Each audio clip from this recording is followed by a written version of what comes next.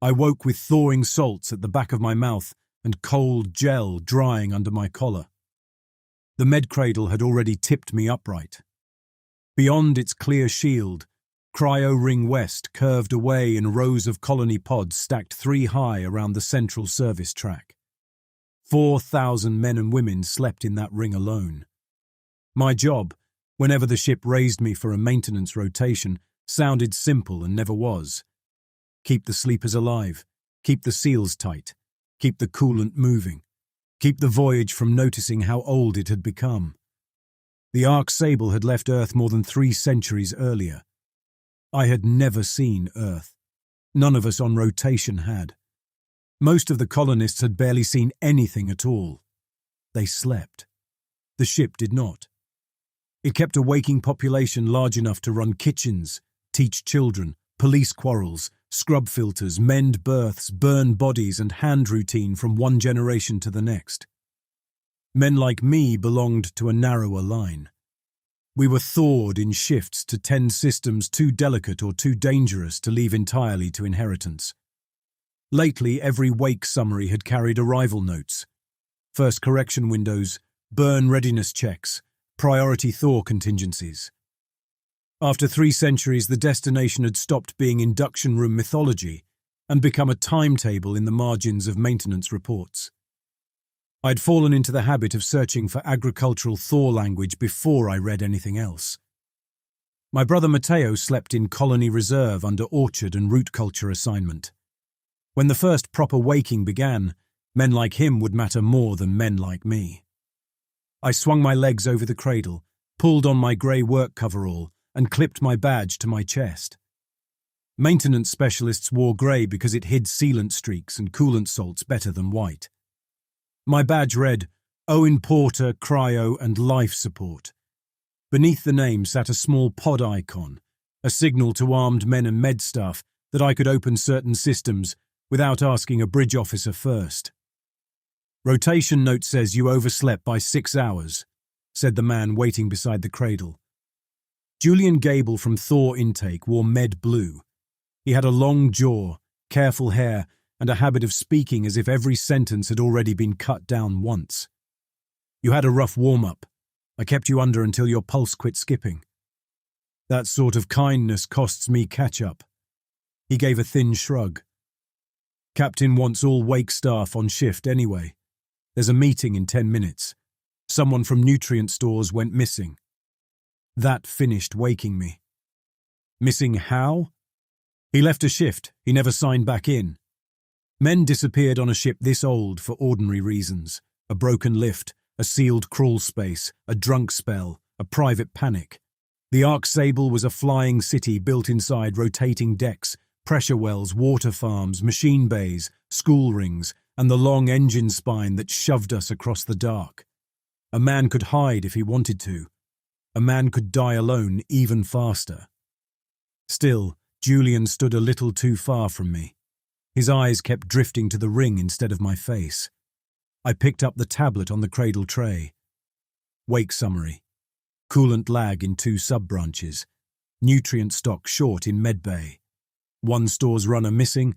A pressure seal replacement delayed because the assigned fitter had failed to report. First correction schedule advanced by 11 hours pending command review. Captain Walker had tagged the rotation note with his own clearance. He wanted every waking hand moving inside the same box of trouble. Who's the missing man? I asked. Rafi Ben, store's runner. Julian reached for the cradle controls, then stopped himself. There's talk he started walking nights. Walking where? In service ducts. People said cameras caught him a deck away from where he should have been. Then he'd turn up at breakfast like nothing happened. People talk when they get tired. People also bleed in corridor bends. That brought my eyes back to him. What happened while I was under? Julian opened his mouth, closed it, and gave me the look med staff used when the next answer belonged to someone higher in the chain. I hated that look. It kept ships alive and men ignorant. The briefing took place in the Cryo control gallery, a glass front room overlooking 3 stacked pod aisles and the nurse station between them. Captain Walker stood at the front beside a wireframe model of the ship. He had the same weathered face he wore in every official portrait. Narrow and dry, silver hair clipped close at the sides, old burn scars shining white along his right temple. He had served 2 rotations of command before mine. Men trusted him because he sounded like stability in human form. Security Chief Bram Holloway leaned against a rear console near the hatch. Bram was broad-shouldered, clean-shaved, and disliked wasting motion. Miller Cobb from Reclaim Systems stood near me in stained green coveralls, rubbing sealant from his knuckles with a rag that had given up years ago. Reclaim was the ship's gut. Water recovery, waste breakdown, nutrient reclamation, med runoff, tissue ash. If something went wrong in the hidden loops that kept us alive, Miller was usually the first man dragged toward it. At the side console, Junior Watch Officer Danny Ree handed Walker a route slate and stepped back against the wall.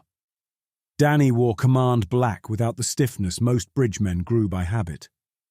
2 wakes earlier, during a coolant scare on Ring 9, he had helped me reroute power with grease on his wrists and his sleeves rolled up, cheerful as if command decks and maintenance trenches belonged to the same ship.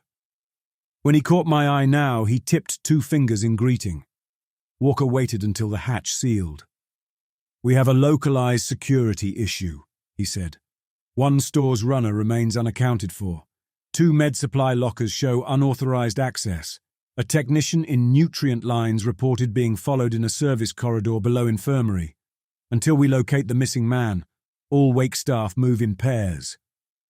"Missing men don't strip med stock for sport," Miller said. Walker gave him a measured look. "You'll have your details, Mr. Cobb. For now, discipline matters more than rumor." Rumor already had a shape. I could see it in the way Bram kept one hand near the shock baton on his belt, and how Julian had planted himself close to the hatch. Walker's eyes came to me. "Mr. Porter, your first duty remains cryo integrity. We cannot risk secondary losses because one man wandered off his schedule. First correction approaches. Disorder will not touch the sleepers on the eve of arrival." "I read a nutrient shortage in the summary," I said. "If medstock is moving with it, I want to know why. A leak in the wrong loop can foul pod feed. You'll have access after this meeting."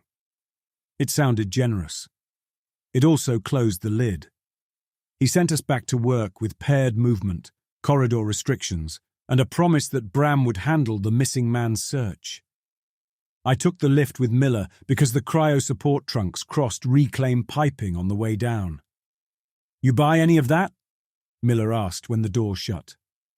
"I buy that a man is gone." Miller snorted. "Rafi Ben turned up in reclaim intake 2 nights ago. Bare feet, no badge. Looked at me through the grate like he was trying to remember whether I was food." I turned toward him. "You told command." "I told my shift lead. My shift lead told Bram. Then Bram came down with 2 men and found nothing but a blood smear under a valve lip. That should have been in the wake summary. It had not. What did the smear look like? Human enough for me." He rubbed a thumb along his jaw, a reclaim habit I'd seen before when he talked about things he wanted nowhere near his dinner. "My father used to say reclaim hears the truth before the rest of the ship does. Pipes get it first. Men get it after." The lift opened onto medspine, the long deck running between infirmary proper and the cryo support rooms. Orderlies moved stretchers. Men in blue crossed with sample trays and toolkits. At a glance, everything looked normal. Then someone screamed from the supply corridor on the far side of the spine. The sound ripped the pretense off the place. Miller and I ran. The corridor bent left around cold storage and ended at a manual hatch leading to nutrient prep. A man lay halfway down the deck, dragging himself with one arm. His coverall leg was torn open from thigh to knee. Blood striped the floor behind him in wide, slick fans. Another man knelt over him with both hands braced on the wounded leg. "Stay back," the kneeling man called. "He caught the edge of a cart. I'm holding pressure. I knew him as Dana, a med technician from Tissue Archive. Young, soft-spoken, never a man built for haste. The injured mechanic lifted his face toward us. Sumesh Tal. I knew him just enough to place his laugh in a break room and his habit of carrying candied kelp in a pocket for long shifts. His mouth worked around words that came thick and wet. Get... Dana lowered his head towards Sumesh's leg. For an instant, my mind forced the motion into the scene I expected. A medic checking damage, using his shoulder for leverage. Then Dana's jaw came apart. That is the plainest way to say it. The hinge line ran back under his ears. Skin drew tight across a widening frame. His mouth opened wider than a human mouth could open, and the lower half of his face unfolded into nested ridges slick with blood. He fastened himself to Sumesh's thigh and pulled. The leg tore apart above the knee in a wet wrench. White bone flashed. Sumesh slammed both palms against the deck and gave a short animal cry that died when Dana jerked again and ripped away a strip of muscle. Miller froze. I did not. My arc wand hung from my belt, a hand tool for fusing cracked coolant lines. I yanked it free, thumbed the charge wheel high, and drove the bright tip into Dana's shoulder. Blue light burst across the corridor. Dana flew off Sumesh in a spray of blood and tissue and hit the wall hard enough to crack a storage placard. For one instant, his face tried to settle back into a man's face. Then the mouth spread again, and he came at me on all fours, one arm scorched and hanging wrong. Miller found himself and hurled a supply crate. It hit Dana in the neck. I fired the arc wand again. The charge struck his chest. Skin blackened, a seam split down his sternum under the blast, not because it burned through, but because something inside wanted more room. He turned and ran. No human body could have used the gap he took. The hatch to nutrient prep stood 6 inches ajar. Dana hit it sideways, ribs folding under his skin like rope and spring steel, and vanished into the dark beyond. Bram arrived with 2 security men while I was still staring at the hatch. Sumesh had stopped moving. Walker came a minute later, fast enough to unsettle me. Captains did not usually appear in person unless a thing had already climbed above rumour. He took one look at the blood, one look at Sumesh, and fixed on the open hatch. "What went through there?" he asked. "A med tech," Miller said, "or something wearing one." Walker crouched beside Sumesh's body without touching it. "Mr. Porter." "It was Dana," I said. "He looked like Dana until he fed. Then his face opened and his body changed shape." One of Bram's men muttered a curse. Walker stood. "Seal both ends of this corridor. Nobody speaks outside authorized review. Panic in the wake population would kill more men than a predator in the lower runs." Predator. He gave it a name that made it sound containable.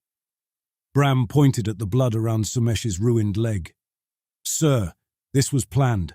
The target knew where to wait." "Then we treat it as a biosecurity matter," Walker said. "Old ships breed trouble in warm loops if vigilance slips." He looked at me. "What else did you see?" I should have said the one detail that broke his neat frame. The fluid under Dana's face had not been blood and spit alone. Threads of milky gel ran through it. The same medium medbays used for tissue support and synthetic skin culture.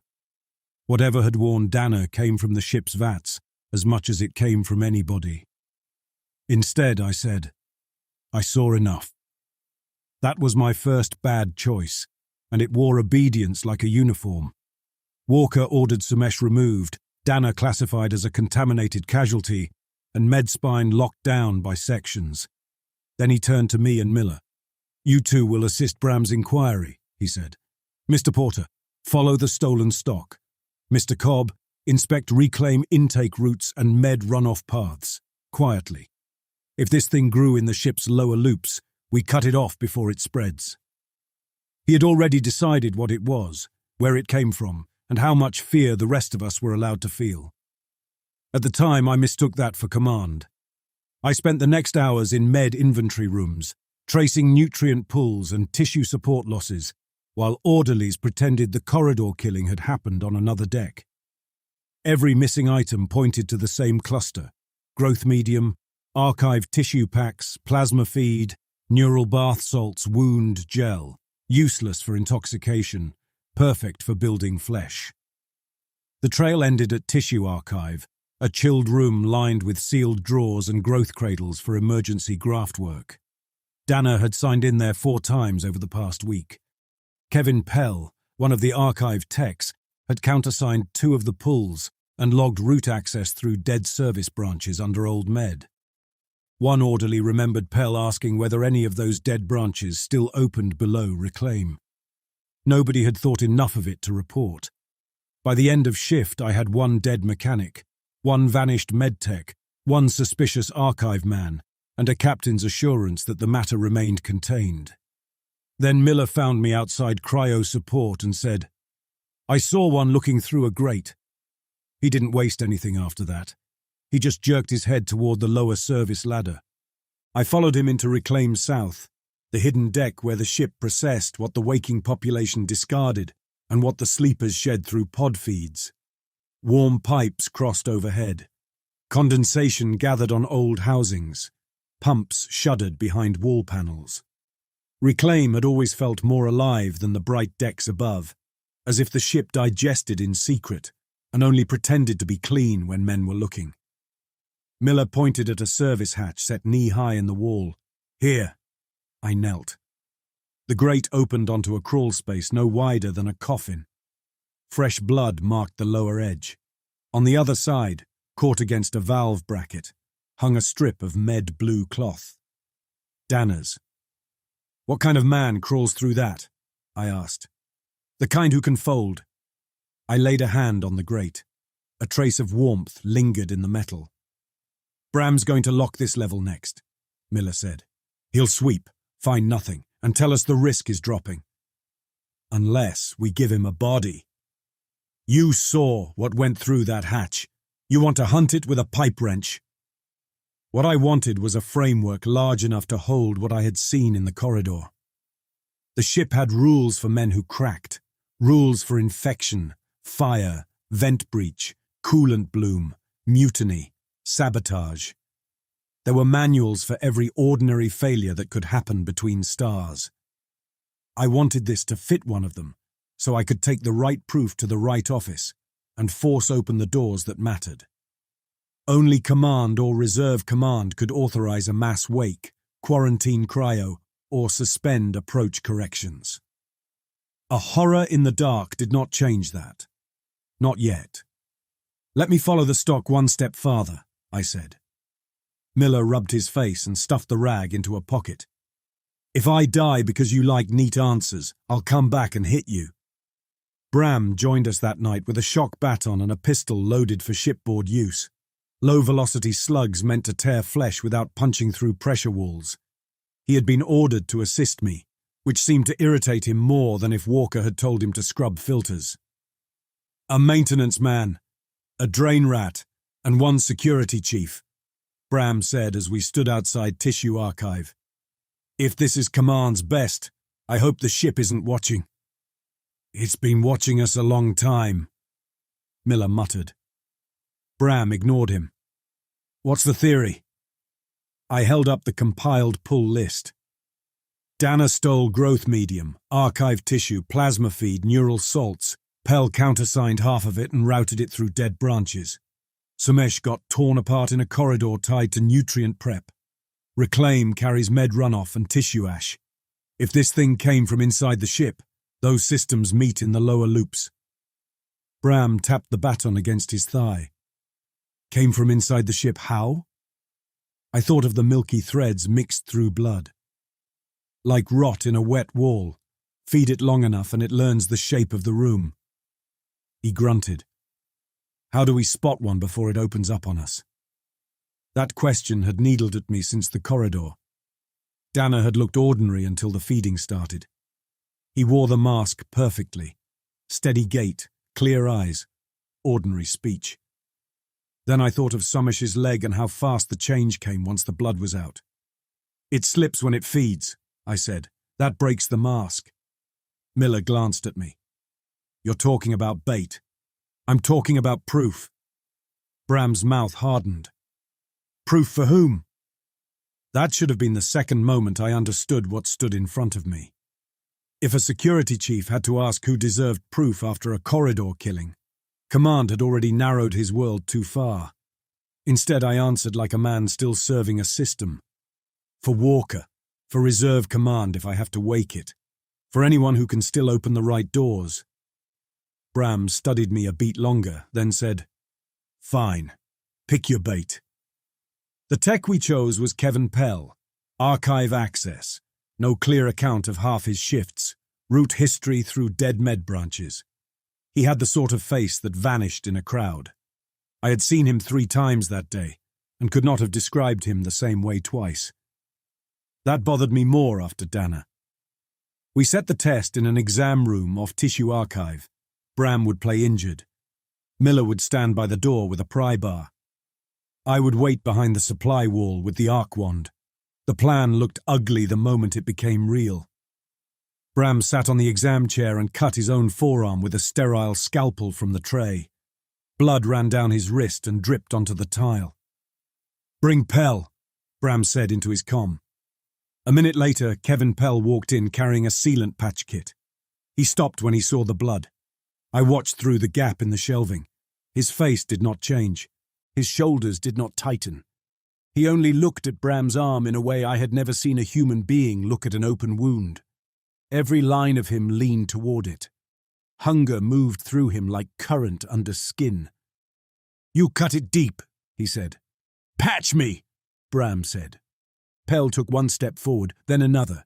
His lips parted. The corners of his mouth drew too far back. The skin around his jaw fluttered, not with fear or strain, but because something beneath it was deciding how to open. Now, I said. I came out with the arc wand raised. Pell moved first.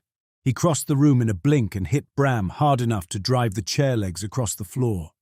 One hand clamped Bram's wounded arm, the other hooked behind his neck. Then Pell's face split from chin to cheek in 4 wet petals around a throat of teeth and pale muscle, and he buried it in Bram's forearm. Bram barked once. The sound broke when Pell tore upward and opened the inner arm to the elbow. I fired the wand into Pell's side. Light flashed across the room.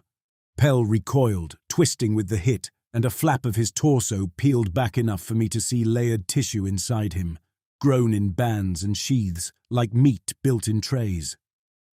Miller charged with the pry bar and drove it into Pell's back.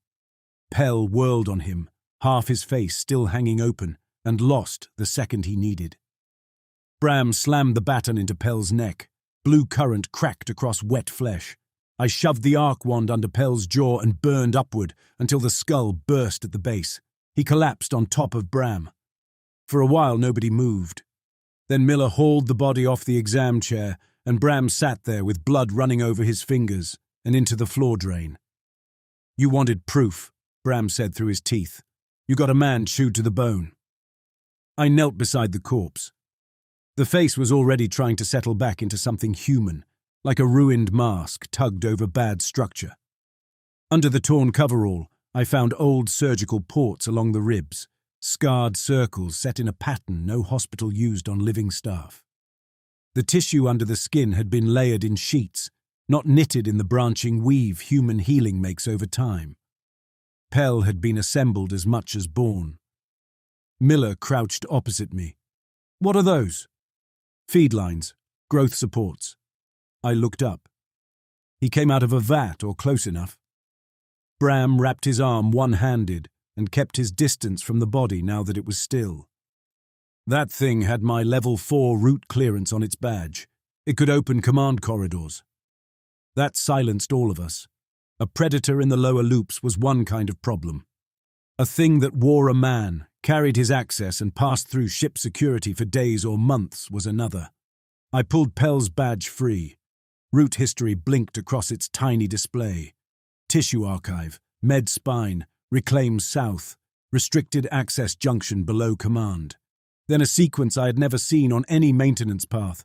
A service branch beneath old med support, marked dead in the layout, since before my father's time. "Where does this go?" Bram asked. Miller looked once and lost colour. "Old reclaimed nursery." "What nursery?" He scratched a thumb through his beard.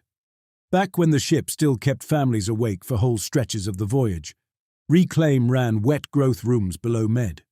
Emergency tissue culture, infant support, animal stock for the teaching decks. My mother used to tell us not to joke about that place. Said the ship learned too much there. Those rooms got shut centuries ago." "Shut isn't gone," I said. Bram straightened. "We take this to Walker. We take the body." He looked at his arm, then at the doorway. "By the time we cross 3 decks, Command will decide what it wants that body to mean."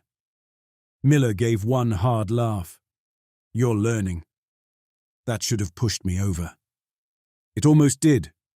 But my whole life had been built on the belief that systems could fail without turning false. A captain might hide panic. Security might lie for order. Men above me might shape a report. None of that meant command itself had rotted through. "Then we go below first," I said. "We bring back something even Walker can't bury." Bram stared at me. "There was a cleaner choice an hour ago." He was right. Burn the body, lock the deck, wake reserve officers by force if command objected. Take the first ugly step before the uglier truth had time to widen. Instead, I led us toward the lower service branch because I still believed the truth, properly delivered, could force the right office to act. The descent carried us through parts of the ship that had fallen out of language. The maintenance maps on my tablet ended at a sealed hatch beneath Reclaim South. Miller cut the lock with his pry tool, and we climbed down a steel ladder into a vertical shaft lined with abandoned feed pipes thick as a man's torso. Water condensed on them and ran in thin tracks. Our lights slid over old paint marks, handprints in sealant, dates scratched by men who were ash before my grandfather's thaw. Below us, the ship answered with small sounds from hidden pumps and valve knocks. It sounded like something working in its sleep. "Old Reclaim Nursery," Miller said as we reached the bottom. "They used it when children still stayed awake between generations. Teaching decks, child wards, wet growth support, livestock pens. Then Command pushed almost everybody into deeper cryo between maintenance cycles. No use for this level after that." The corridor widened into a round chamber lined with cracked observation windows. Beyond the glass lay rooms full of broken cradles and collapsed racks. The shapes inside only made sense after a second look. Tiny beds bolted to the floor, low tables, cages for small animals, growth baths caked white where fluid had dried in skins. Children had once lived down there while the ship still pretended a centuries-long voyage could also be a life. Bram kept his pistol up. "You ever been here?" "Never this deep," Miller said. "I saw newer use before I saw anything living. Handrails wiped clean, nutrient feed canisters stacked in neat rows beside an old classroom hatch. A captain's crest burned into a wall panel, the metal polished by many hands. Beside it lay offerings, dried flowerwork woven from ration wrap, little carved tools, a child's shoe with the sole patched twice. "Who leaves gifts in a dead nursery?" Bram asked. The answer stood waiting in the next room. The hatch ahead opened onto a long hall of growth racks. Warm fluid moved through clear tubes overhead. Glass tanks stood in 2 banks down the room, lit from beneath. Human forms floated in them, each one caught at some phase of assembly. Some were little more than cords of meat wrapped around a spine. Some had full limbs and blank faces. Some looked like sleeping infants. Boys and girls turned in pink fluid with their fingers curled. Others had reached adolescence or adulthood. Those were worst, because they wore human familiarity almost cleanly until the eye found the wrong proportion. The extra fold under a jaw, the ribs set too close, the hands carrying web-thin remnants between the fingers from some earlier stage of growth. At the far end, sealed behind another wall of glass, mature forms stood in support frames. Men, a few women. Their eyes were closed. Tubes entered their necks and sides. Their faces matched crew portraits I had passed all my life in the succession hall above command. A younger version of Walker stood among them, broader in the cheek, temple scar already present, chest marked with the pale half-circle burn he had once shown us during a speech about surviving a coolant fire in training. Every waking crewman knew that scar. Walker had made a lesson of it. There were more. First Officer Burke with his flattened nose. Senior Medic Wright with the broken little finger on her right hand set crooked forever after a docking mishap. A security chief from 2 generations back. Deck overseers. Faces from plaques. Faces from paintings. Miller made a hard sound in his throat. Dear God. I moved closer to one of the infant tanks. The child inside had Mateo's eyelids.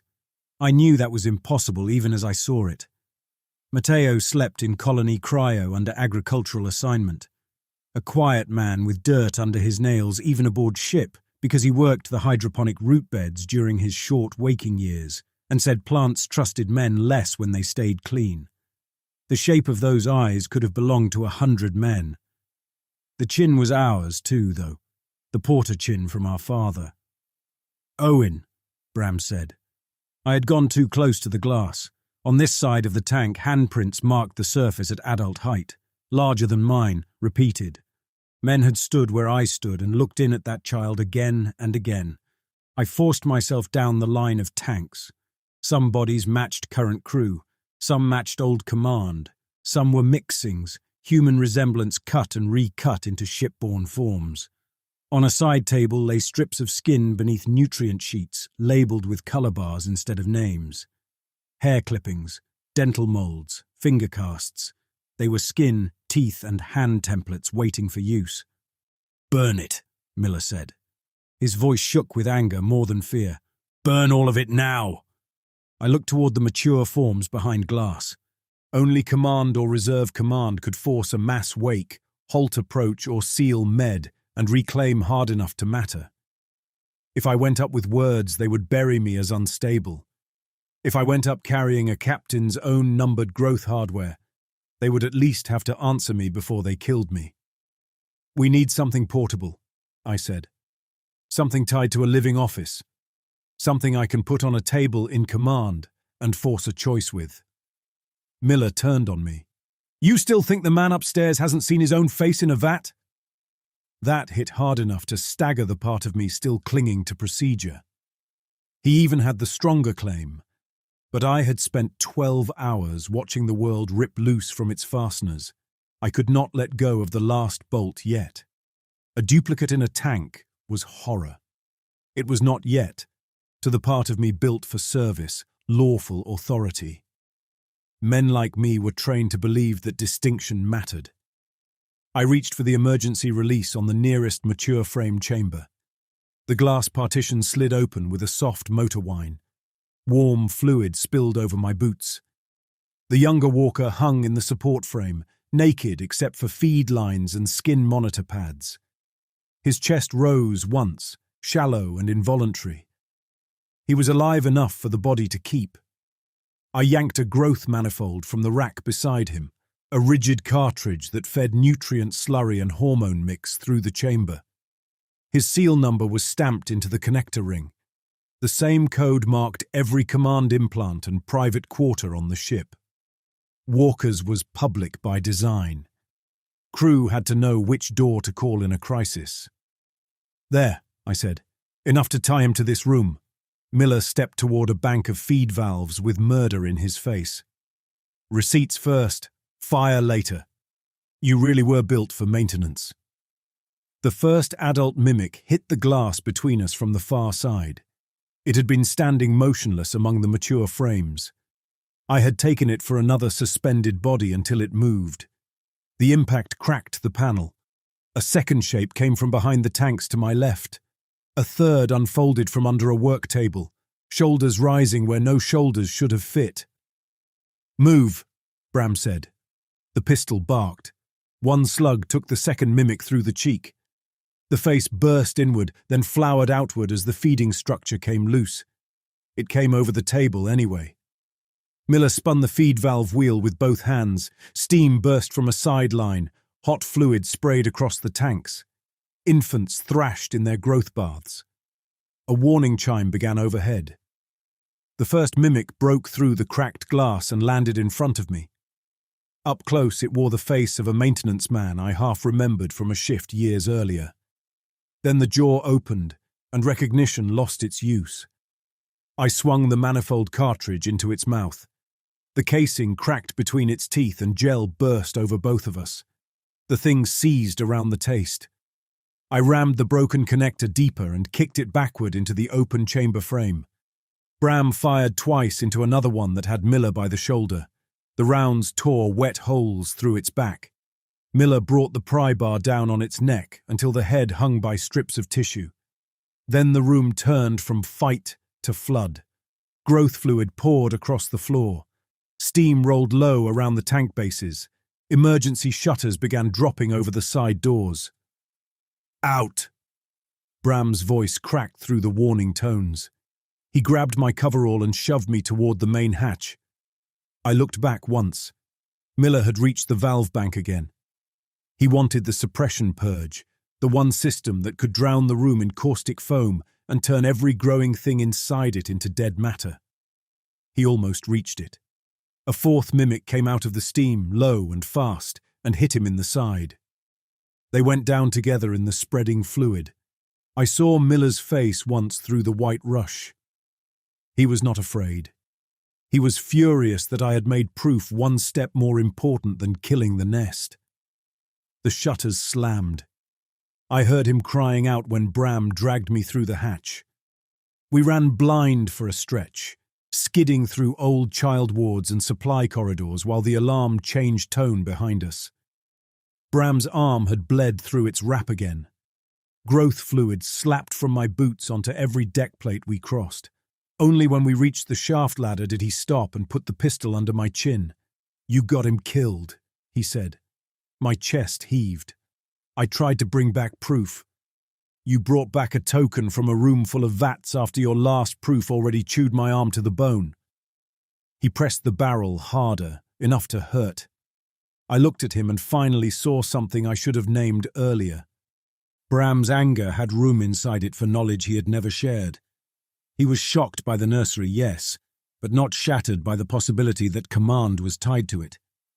Security men on old ships learned the shape of hidden things because captains used them to keep the rest of us from asking. "You knew something," I said. His face changed by a hair. It was enough. "I knew officers went off route," he said. "I knew men disappeared below Med and came back with new badges and the same names. I cleared footage once, signed reports I didn't believe. I told myself command was using ugly tools on uglier leaks. I told myself it stopped somewhere." He took the pistol away and climbed. That told me more than the gun had. Bram was trapped in the same mistake I was, only farther along. There had to be a human office above the cruelty. There had to be a final hand still keeping the mission human. We went up because men like us always went up when the world broke. Command sat at the top of the ship's inner spine, a narrow deck of glass screens, navigation wells, and private offices sealed behind access doors most wake staff never used. I had been there 3 times in my life, always under escort, always for a problem serious enough that a cryo specialist had to answer in person. The place was built to overawe.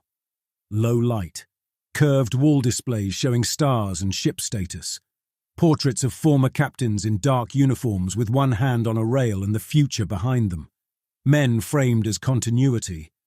The outer checkpoint waved us through. Too easy. Captain Walker waited in the chart room with his hands clasped behind his back. "You took a security chief off assignment, broke a sealed lower hatch and triggered an emergency purge under Old Med," he said. "Explain yourself." He already knew too much. The words came out measured, but his face held none of the surprise a captain should have shown at hearing half that list. I took the manifold cartridge from my belt and threw it onto the chart table. Gel smeared across the projected route lines. "I found this in a growth room under reclaim," I said. "Your seal number is on it." Bram stepped aside and left me alone before Walker. That hurt more than if he had drawn the pistol. Walker looked at the cartridge. Then he looked at my boots, the dried fluid on my sleeves, and the blood down Bram's cuff. "Who else saw?" he asked. "Miller Cobb." Walker closed his eyes for a beat that was almost prayer. "Then he is dead." "You say that fast. Because there are places on this ship where men do not survive once they force doors meant to stay shut. Doors you use." His gaze sharpened. "Careful." Careful died in a supply corridor when a medtech opened his face and ate a man's leg. Careful died again below Med where a nursery grows copies of command staff in tanks. One bridge hand shifted toward the hatch. Walker lifted a finger and the man stopped. Such a small gesture, such practiced obedience. "I want reserve officers woken now," I said. "I want every cryo chamber audited by hand. I want approach suspended until we know who is human." The chart room went still enough for me to hear the distant drive beat through the deck. Walker came around the table and stopped close enough for me to see the puckered edge of the burn scar at his temple. "Do you know what the Ark Sable is, Mr. Porter?" he asked. "A colony ship. It is a closed world built to cross a dead distance no nation on Earth had ever crossed. Every loop inside it had to feed another loop. Water into bodies, bodies into waste, waste into nutrient, nutrient into medstock, medstock into healing, healing into labor, labor into survival. A world like that does not stay intact because its builders wrote noble words into a charter." "You knew." "I inherited a condition my predecessors learned not to waste." "Condition." He held my eyes. "Continuation." Bram spoke at last. "How long?" "Longer than your families have served aboard." Cold moved through me like metal. "How many captains?" "Enough." My hand went to the utility knife at my belt before I knew I had chosen it. Walker saw the motion. So did the bridge hands. Nobody moved. "If you're one of them," I said, "show me." Bram breathed. "Owen." I cut my palm across the knife edge and lifted the bleeding hand between us. Fresh blood pattered onto the deck. Walker's pupils widened. That was the only warning. His lips drew back. The skin around his jaw tightened and split in narrow seams near the ears. He did not open all the way, only enough to show the feeding structure beneath the captain's face, clawing upward. He held it in check with effort that might have impressed me if it had not damned him beyond speech. One bridge hand lunged toward me. Bram hit him with the baton. Blue current crawled over black uniform. The man convulsed and dropped, his mouth opening impossibly wide in the middle of the fall. The other bridge hand vaulted the table and came for my bleeding hand, not my throat. That truth burned through the last hope I had left. Bram fired into his chest. He kept coming. I drove the utility knife into his eye and felt the structure behind the socket give the wrong way under the blade. Walker moved at the same time, fast as a young man. He caught my wrist and twisted the bleeding palm toward his face. I watched hunger strip the captain off him in layers. I smashed the manifold cartridge against his temple. It broke. Bram put 2 slugs into Walker's side. Walker let me go and folded backward, not in pain but in adjustment, body changing around the damage. Ribs shifted under his skin. His chest widened. His jaw opened to the collar. I slapped my bloody hand onto the lockdown panel beside the chart room hatch. Bulkheads began sliding across the room. The downed bridge hand on the floor was still moving. Bram shot him again and turned for the exit. I ran with him. Behind us, Walker slammed into the narrowing gap just before the bulkhead met the frame. For an instant, his head and shoulders forced through, skin stripping on metal. Then the door drove shut on him with a wet crack. We made the outer hall. Danny Ree stood there with a data slate in one hand, staring at the sealed chart room, too stunned to understand what he was seeing. The same watch officer from the morning briefing, the same man who had once crawled under a live coolant panel with me, and joked that command decks made cowards of men if they never touched tools. "Open this door," he said. "What have you done?" I saw the blood on my own hand. I saw Walker's face opening. I saw the bridge hand lunging for blood instead of the kill. Every connection in my head joined at once, and I still acted in panic instead of reason. "Move," I said. Danny stepped towards the panel. I hit the emergency pressure override on the hall station. The outer lock irised open to isolate command. Danny stood in the wrong zone when the system sealed. One bulkhead caught him across the ribs and pinned him half through the frame. He cried out once, more shocked than pained, and then blood spilled bright from his mouth and ran down his chin. Bram swore and yanked me back from the red line while the hall lock finished cycling. Danny reached one hand toward us. His fingers opened and closed around empty air. His eyes found mine with the bewildered hurt of a man who did not understand why another man had killed him to be safe. Human. Dead by my hand because I no longer knew what I was looking at. The seals finished. His eyes emptied. Bram stared at him for half a second, then grabbed my coverall and shoved me toward the lift bank. We fled command with alarms rising behind us and Walker still alive somewhere inside steel. Blood kept running from my palm. I wrapped it with a strip torn from my undershirt as we rode the service lift down toward Cryo. Bram kept the pistol on me the whole way.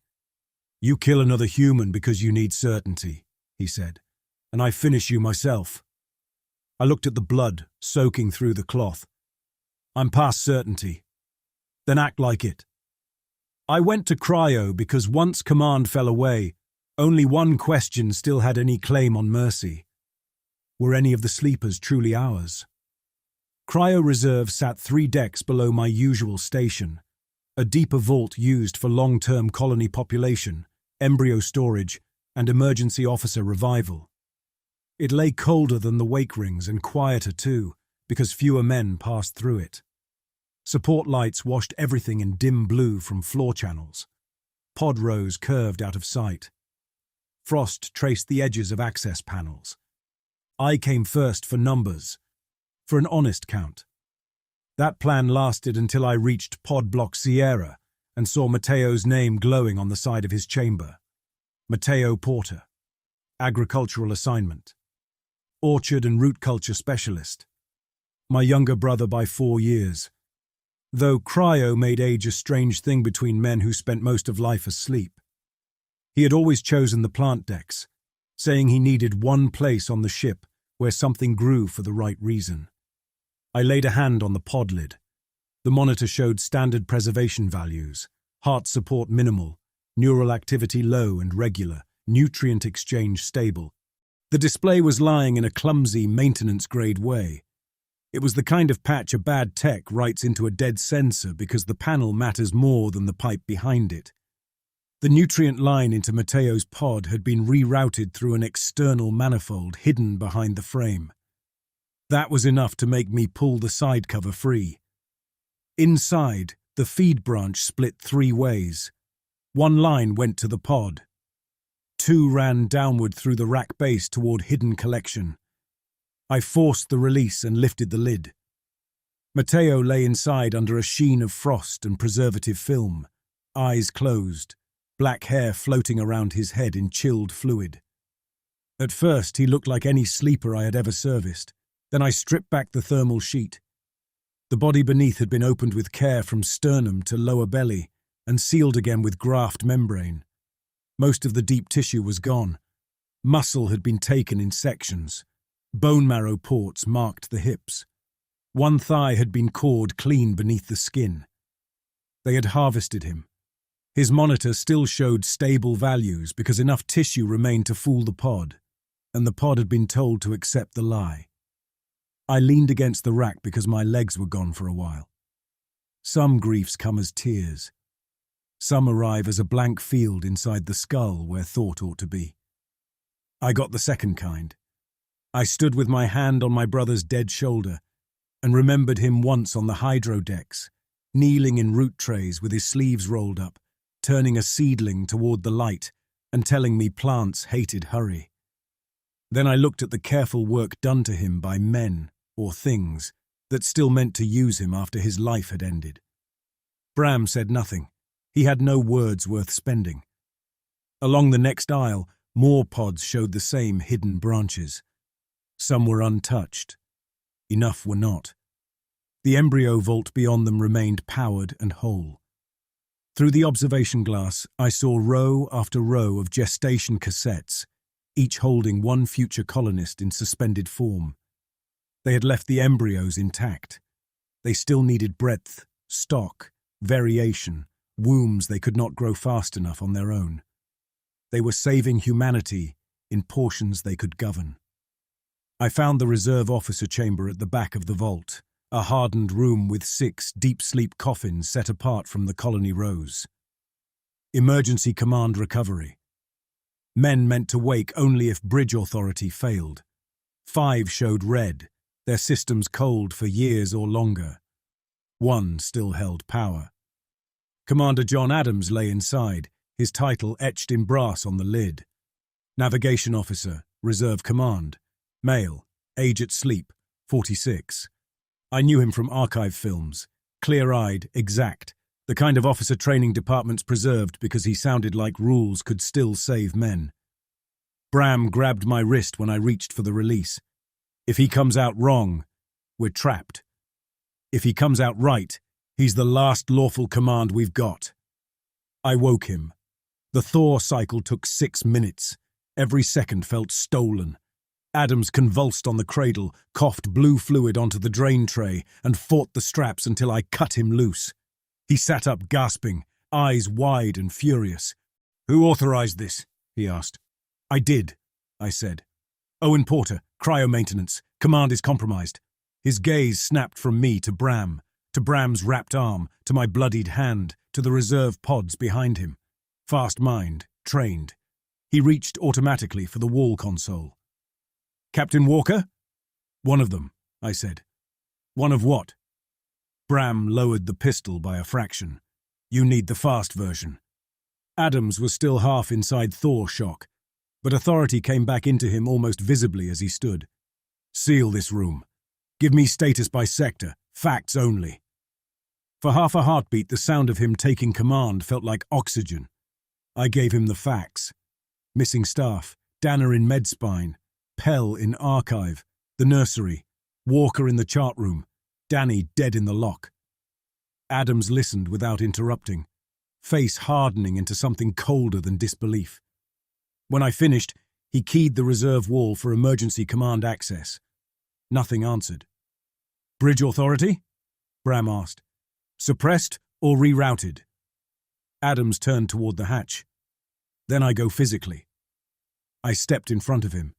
"You don't walk into an open corridor until I know what you are." His eyes narrowed. "What I am is reserve command. Fresh blood triggers them. Then keep your hand away from me and move." He shoved past with the blanket still loose across his shoulders. I caught his sleeve without thinking. My wrapped palm smeared blood across the white fabric. The hatch slid open. 2 cryo attendants stood beyond it with a trolley of med supplies. I had passed them on the way in. Both wore pale service grey. Both were men I knew by sight and never by name. Exactly the kind of men a ship hid its worst work behind. Their eyes went to the blood on Adams's shoulder. One dropped the trolley. The other reached. Adams half turned, confused, and the first attendant's face opened from chin to nose in a wet bloom of feeding folds. He hit Adams at the collar and throat. The second lunged for the blood on the blanket and tore into the side of Adams's neck before Bram could fire. Bram shot one through the spine. I slammed the door release and pinned the second attendant in the narrowing frame, but the damage was already done. Adams dropped to his knees with both hands clamped over the ruin of his throat. Blood sheeted between his fingers. I caught him as he fell. He was fully human, a man dragged awake into betrayal and pain because I had carried my contamination into the hall. He tried to speak. Blood filled the attempt. I bent close, His hand closed on my sleeve and tugged weakly. I brought my ear to his mouth and heard broken scraps. "Burn starts. Soon. If you mean to miss world, break spine before second correction." Then his grip loosened. The reserve room held his death and Mateo's hollowed body, and the last honest instruction I was likely to get from any officer on the ship. Bram pulled me up hard enough to bruise. "He was real. You made him a target." He looked ready to hit me. Instead, he turned and put one more round into the attendant jammed in the hatch. The opened face spasmed, then sagged back into a grotesque imitation of a dead orderly. We took what Adams had given us. Arrival burn soon. Engine spine before second correction. That was the only window left. The truth settled at last. We stood alone on a ship that had outlived rescue, purge, and every higher authority. The ship had been breeding its own successors through medstock and reclaim for centuries, and those successors still meant to deliver the colony to a new world. If the braking sequence finished, they could land in pieces and still seed a settlement. To stop the handoff, I had to break the drive spine before the engines completed their second course cut. Bram listened while I said it, then checked the load in his pistol. "Then we go to propulsion." "You're still coming?" He flexed his ruined arm once. "I signed too many lies on the way here. I'd like one true thing before the end." We crossed 3 live decks to reach the inner transit trunk, and those decks showed me the full shape of the theft. Meal hall, ring 3 held men and women eating from trays under bright lights, while a teacher walked a group of shipborne boys through a lesson board on orbital weather. The teacher smiled. The children answered in unison when he pointed.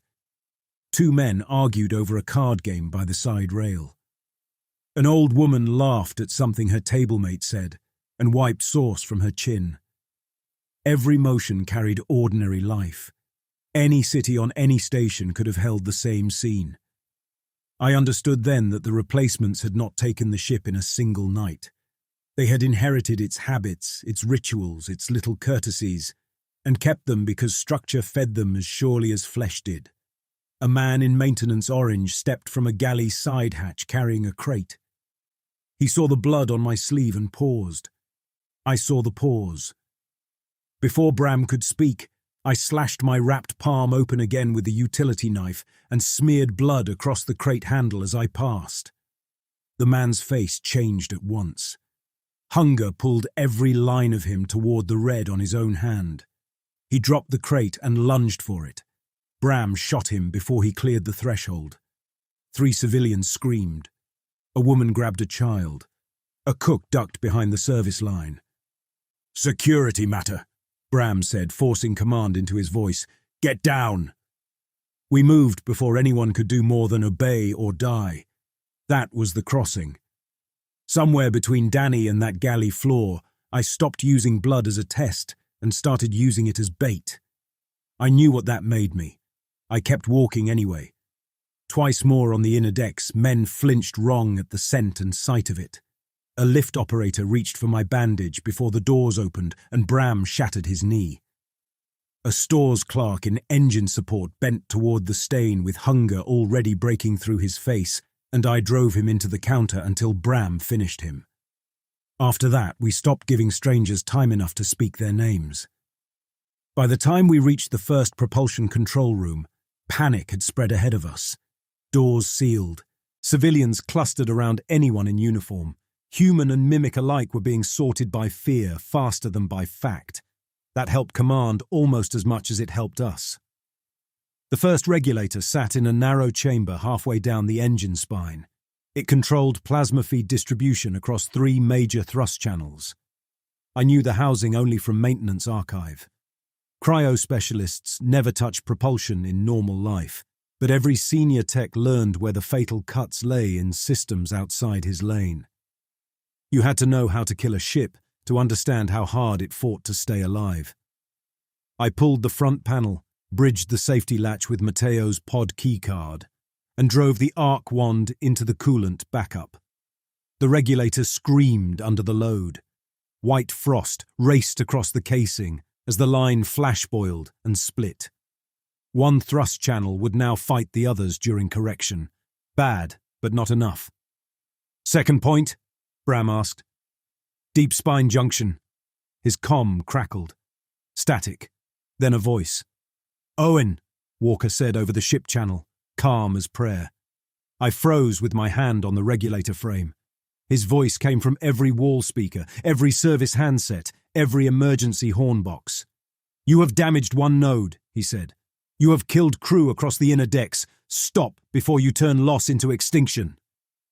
My mouth went dry from rage, not fear. "You opened my brother for parts." "We used what remained. This ship does not survive by sentiment."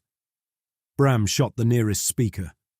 Walker's voice shifted to another at once. "You still think in old categories because old categories comforted men who never expected the voyage to last this long," Walker said. "We kept the route. We preserved your embryos, your records, your agriculture, your law. We learned how to endure the closed world your ancestors built. What exactly do you imagine you're saving by killing us?" I looked at my blood on the deck. Bram's torn arm. The regulator freezing itself to ruin. The world below. From settlers who know how to live there. From settlers who wear faces stolen from dead men. There was a pause. When Walker spoke again, the softness in his voice made him worse. "Your brother has already contributed to command growth. Your blood can join it. Baseline men still have uses beyond biomass. You understand cryo, storage discipline, nutrient integrity. Stand down, and you may yet help govern First Thor." For half a second the offer struck home because it touched the first thing I had wanted when I woke. Continuity. Mission. Some fragment of Earth carried forward by men who still remembered duty. Then I saw Matteo under the thermal sheet again, hollowed and measured. I took the regulator lever in both hands and snapped it off at the base. The room shuddered as correction feed lurched out of balance. Warning tones rolled down the spine. Walker's voice returned, stripped of softness. "Arrival burn commencing early. You have shortened your own window." The deck tilted under us as the engine array entered the first braking phase ahead of schedule. Bram swore. He forced the burn. I checked the wall chrono, the only one I trusted because the engine room kept its own reference. Too little time. The deep junction lay 4 levels down through service cages and maintenance tubes too narrow for a full team. One of us might reach it. Both of us would slow each other. "I go," I said. Bram already knew. "I'll hold the upper hatch." "You won't hold it long." "I do not need long." He shoved his spare magazine at me, though I did not carry the pistol. "Take it anyway. Maybe you find one." We did not shake hands. Men like us rarely marked friendship in clean ways. He hit my shoulder once with his good hand and turned for the upper corridor. I dropped into the maintenance shaft leading toward the drive spine, while alarms climbed around me and the whole ship began braking for a world it would never reach. The deep spine was the oldest part of the Ark Sable, the place where the mission still touched pure force. Access shafts wound around coolant trunks and power conduits large enough to swallow a tram. The farther I went, the harsher the movement underfoot grew as the drive array shifted against the braking burn. Service cages spun past on guide rails. Valve clusters clanged open and shut by automatic sequence. Heat rolled off the insulated lines in waves I could feel through boots and gloves. I had learned the route in diagrams and old maintenance films. On the deck itself, it felt less like a path than a dare left by engineers who assumed only young fools would ever need it. I crawled through one tube on my elbows while an exposed current bus spat blue fire inches below the grating. I crossed a rotating maintenance wheel by timing my steps between spoke braces, while the ship groaned around me like a live thing under strain. Twice I nearly blacked out when my cut hand struck metal. Once my left boot slipped, and I cracked my shin against a ladder rung hard enough to numb the leg. At the final service iris, I found Walker waiting. He stood in the round chamber before the deep junction with two other figures beside him, both older men in command black, both faces I knew from portrait walls and duty rolls. One had been dead a generation. The other had retired to Cryo before my first wake. Yet there they stood, remade or preserved or continued. By then I no longer cared which. Walker's right side still showed the damage from Bram's slugs, and his left shoulder and upper chest were flattened and ropey where the chart room bulkhead had crushed him. The wounds had closed badly where human flesh would have bled out or scarred over time. His temple scar remained. The captain's face sat over the thing beneath like authority pinned to appetite. "You cost me a regulator and 3 sector teams," he said. "You cost me my brother. I used your brother. Cost implies waste." The retired officer at his side smiled at that. His teeth looked ordinary until the corners of his mouth twitched. Behind Walker stood the deep junction panel, a shielded station that controlled thrust alignment for the final braking phases. Adams had been right. Break this before the second correction, and the ship would miss clean capture. Walker followed my glance. "You still think like a serviceman. Break the machine, save the principal. You came in person. You made succession personal again. It seemed proper to answer in flesh." He stepped forward. I drew the utility knife because it was all I had left besides the arc wand clipped to my belt at half charge. The two older mimics spread wider, cutting the chamber into angles. Smart. They had done this before. Walker's eyes dropped to my wrapped hand. Blood had seeped through again. "You learned one true thing about us," he said. "Hunger betrays the mask. It also traps you. Only if you still mistake appetite for weakness." He lunged, fast, faster than the corridor had prepared me for. I fired the arc wand at his chest. He twisted. The charge tore a trench through his damaged side. He hit me anyway. My shoulder slammed into the junction frame hard enough to spark pain down the arm. One of the older mimics came in low at my legs. I kicked him in the face and felt my heel sink into opening flesh where a mouth had come loose too early. The second caught my wrist and bent it until the knife almost fell. Walker's hand closed on my throat. He kept his face mostly human while he held me there. That took effort. I could see it in the seams tightening near his ears. "Look at you," he said softly. "You fed us human truth all day by forcing appetite into the open. Blood for certainty, death for proof. You belong to this ship more than the sleepers ever did." He was close enough that I could see the wet shine behind his teeth. So I did the one thing left that still had any logic inside the ruin I had made. I tore the utility knife free, turned the blade inward, and drove it deep into my own thigh. Pain went white through me. Blood burst hot over Walker's hand, my leg, the deck between us. Fresh rupture hit them like a feeding signal. Their faces split.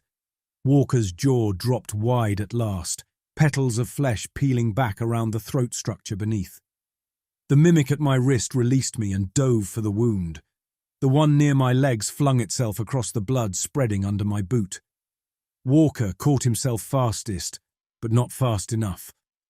I slammed the open arc wand into the maintenance iris control and kicked the floor lever with my good leg. The iris shutter began to close between us, a heavy ring of segmented steel built to isolate a breach in the service throat leading into the alignment core. Walker lunged through on instinct, mouth wide, feeding reflex still hauling him toward the blood pouring down my leg. I dropped backward through the narrowing gap and jammed the arc wand into the exposed control seam. Blue fire filled the ring. The iris drove shut across Walker's shoulders. Metal met grown tissue with a crunch that shook the frame. His body writhed, trying to fold around the closing segments. The arc charge blew the seal logic at the same moment. Lock bolts slammed. Half of Walker remained outside with me, half inside with the others, trapped in mangled steel and bright blood. He was still alive. Of course he was. I turned from him and threw myself at the deep junction. The panel shield held against bare hands, but the emergency breaker under it was physical, built for suited men working blind. I ripped the cover release, grabbed the alignment crank, and heaved it past the safety detente while the ship fought me through its own weight. The crank moved an inch. Behind me, Walker's remaining arm clawed at the deck. I set both hands on the crank and leaned with everything left in me. My wounded leg slid in blood. The alignment rings below the deck began to grind out of phase. A warning voice filled the chamber. Thrust imbalance. Manual override engaged. Immediate correction required. I kept hauling. The crank passed the red hash and locked there with a sound like a bone joint driven out of socket. For one suspended beat, the ship held its line. Then the second correction burn hit a misaligned spine. The floor jumped hard enough to throw me across the chamber. Somewhere deep below, mass and flame stopped agreeing with guidance. The engine array kicked sideways through its own restraints. Every light in the junction went white, then black, then emergency red. Metal screamed down the shaft in a long, tearing wave. Walker's trapped body vanished behind a burst door as the chamber auto-sealed for containment. I hit the wall and blacked out for a slice of time I could not measure. When I came back, I was in a maintenance blister 3 compartments up from the junction, sealed inside by emergency systems that had decided one damaged technician counted as less trouble than a live fire path. My left leg was splintered in foam by the first aid dispenser. Somebody, or something in ship control, had triggered the local med pack. The irony almost made me laugh. The blister held a bunk, a wall console, water taps, and ration drawers meant for a 2-day isolation period. Through the round port in the hatch, I could see only a short section of corridor lit by emergency strips. The console still worked. A trajectory plot crawled across the main screen in simple lines. I knew enough to read the shape. The Ark Sable had missed clean capture around the colony world.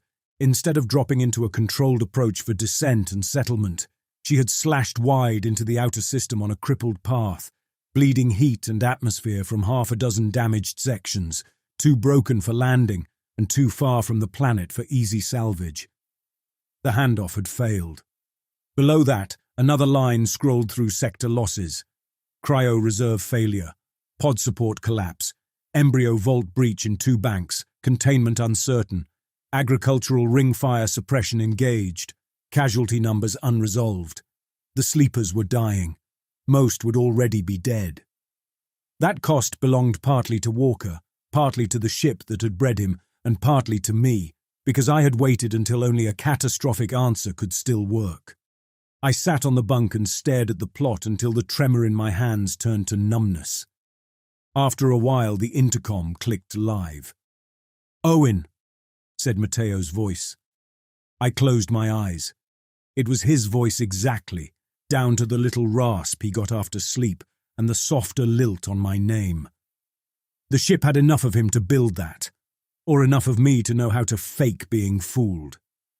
"Open the blister hatch," the voice said. "You stopped the burn. We can still reach a moon, a station, someplace to land. You do not have to die in there." I leaned my head back against the wall. Another voice replaced Mateo's. Bram's this time, rough and tired. "You always were bad at following orders, Owen. Open up before they cut through." Then Walker, calm again, or a copy grown from him, or one of the many who had inherited his manner. By then the distinction had burned away. "You have denied the world our first arrival," he said. "You have also inherited the ship that made us. Food is short. Heat is failing in the outer rings. Baseline stock is almost gone. We endure scarcity better than you do, but we will need skilled men if this vessel is to survive its wound. Consider what service means now." I looked at the ration drawer, the water spout, the splinted leg, the hatch. Outside, men or things wearing men's voices moved through the corridor with calm purpose, still performing routine on a broken ark. Somewhere far beyond the hull, a new world turned under its own weather, untouched by what we had meant to deliver onto its soil. That part, at least, I had won. Everything else waited. I tore the intercom wire from the wall and listened to their footsteps carry on without it. Then I pulled open the ration drawer, counted the sealed packs, checked the water flow, and started taking inventory by hand.